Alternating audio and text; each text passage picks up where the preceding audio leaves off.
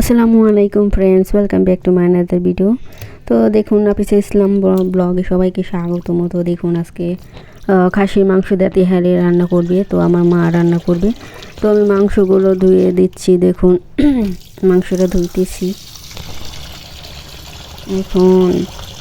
তো সব বন্ধুরা কেমন আছো তোমরা সবাই? আশা করি আল্লাহর রহমতে সবাই ভালো আছো। তো যারা যারা আমার চ্যানেলটিকে সাবস্ক্রাইব করছেন সবাইকে অনেক অনেক ধন্যবাদ। আর যারা করেনি প্লিজ আমার চ্যানেলটিকে সাবস্ক্রাইব করবেন। সাবস্ক্রাইব করে বেল আইকনটা বাজিয়ে দেবেন যাতে পরবর্তীতে ভিডিও ছাড়লে আপনার কাছে পৌঁছে যায়। তো সবাই দেখুন, আমি মাংসটি ধুতেছি। তো ধোয়ার পরে তো আমার রান্না করবে, আমি সব রেডি করে দিব। তো দেখুন, আমি সব রেডি করে দিয়েছি। তো দেখুন, আমার মা মাংসটার কষিয়ে তারপরে পানি দিয়ে গেছে। তো আমি জাল দিতেছি।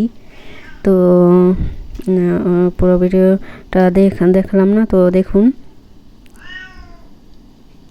মাংসটা কষে সব মশলা দিচ্ছে, তেহারি মশলা আর কী কী সব মাংসতে কী কী মশলা দেয় এটা আপনারা জানেন। সবাই তো রাঁধুনি, সবাই ভালো রান্না জানে। তো দেখুন, আমি ধনে পাতা আর কারি পাতা দিয়ে দিলাম তো মাংসের ভিতরে। পরে যখন আমরা যখন খাবো তখন মনে করেন এই তো বাসমতি চাল দিয়ে রান্না করবে, তো সেটা ভিজিয়ে রেখেছি ধুয়ে। তো আমরা ধরেন 1:30 বাজে খাই, 1:30 বা 2টা বাজে খাই, তখন 1টা বাজে আর কি চালটা দিয়ে দিবে পানির ভিতরে। তো চাল দিলে 5 মিনিটও সময় লাগে না, তাড়াতাড়ি হয়ে যায়। তো এর জন্য মশলা দিয়ে কষিয়ে তারপর পানি দিয়ে এভাবে আমরা রেখে দিই আর রান্না করি। ধরুন 11টার দিকে এভাবে রান্না করে রেখে দিই। তারপর যখন খাওয়ার মনে করেন আধা ঘন্টা আগে তো চালটা দিয়ে দেয় যাতে গরম গরম খেতে পারি। আর শীতের তো সব কিছু গরম না হলে ভালো লাগে না। তো আমি দেখুন একটু জাল দিয়ে ধনেপাতা দিয়ে তারপর বন্ধ করে দেবো চুলা। তো দেখুন, এইদিকে আমি টমেটো সস বানাইতে চাটনি, এটা আবার ওই তিহারে দেখে তো খুব ভালো লাগে। তো এখানে আমি 2টা টমেটো দিয়ে কাঁচামরিচ আদা রসুন দিছি, দিয়ে তারপরে ব্লেন্ড করছি। ব্লেন্ড করে তারপরে এভাবে এখন জাল দিতেছি। এখানের মধ্যে তেল টেল আর কিছুই দিব না। তো এই টমেটো সস দিয়ে বিরিয়ানি বা তেহারি পোলাও এটা খেতে ভালো লাগে। তো দেখুন হয়ে গেছে, আমি এখন খেতেছি। দেখুন তেহারিটা অনেক মজা হয়েছে। আমার মায়ের হাতের রান্না অনেক মজা। তো আমার খাওয়াও হয়ে গেছে গা, এটা আমি দিয়ে খাওয়ার সময় ভিডিও করে রাখছি। তো দেখুন অনেক সুন্দর হয়েছে রান্নাটা, আর মজা হয়েছে অনেক।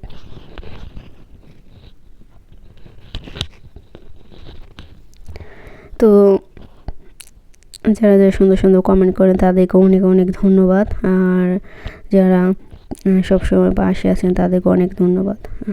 দেখুন আমরা দুপুরবেলা তো মনে করেন আমরা তেহারি রান্না করছি। আবার রাত্রে আমার এক আত্মীয় বাড়ি আমরা দেওয়া ছিল, আমরা যাইনি। তারপরে এক বক্স দেখেন, এটা হচ্ছে কাবলি পোলাও, মাংসর পোলাও নিচে মাংস উপর দিয়ে দেয়।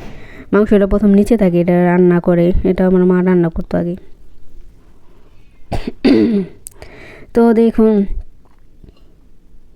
এখন আমার কাস্টার্ড তৈরি করতেছি। তো আমি এখানে দিয়ে দিলাম পানির ভিতরে জাফরান। এই জাফরানটা দিলে কাস্টার্ড রঙটা অনেক ভালো আসে। তো এই দেখুন, এটা হচ্ছে কাস্টার্ড পাউডার, ফুড পাউডার। এখানে সব রকমের ফলের মিক্স করা পাউডার, সব ফল এই করে মেশিন আর কি, ওরা কীভাবে প্রসেস করে তো ওটা তো আর জানি না। তো আমরা আবার টিন কিনে আনি, এই টিন দিয়ে আমরা কাস্টার্ড খাই। তো এটা খুবই পুষ্টি, অনেক ভিটামিন এর ভিতরে। যারা ধরেন ভাত দুধ খেতে পারেন না বা অসুস্থ রোগীকেও এটা খাওয়াতে পারেন, বাচ্চাদেরও খাওয়াইতে পারেন। তো আমরা এটা এমনি খাই, বড়রা আমরা আমার নাস্তা হিসেবে খাই, সন্ধ্যাবেলা খাই। তো দেখুন এখন আমি রাতেই সন্ধ্যার পরে মাগরিব পরে তো এটা আমি কাস্টার্ডটা তৈরি করতেছি। এখানে দুধ দিয়েছি 3 চামচ দুধ, আর 3 চামচ কাস্টার্ড পাউডার আর জাফরান। আর একে সহজ এগুলো তৈরি করা, এগুলোতে আর কিছুই দিতে হয় না। চিনি দিছি 1 কাপ চিনি, যে যেরকম মিষ্টি খান সেরকম মিষ্টি দিবেন। এখন জাল দিতেছি। জাল দিলে অনেক ঘন। এই যে চিনিটা দিয়ে দিলাম আমি এখন।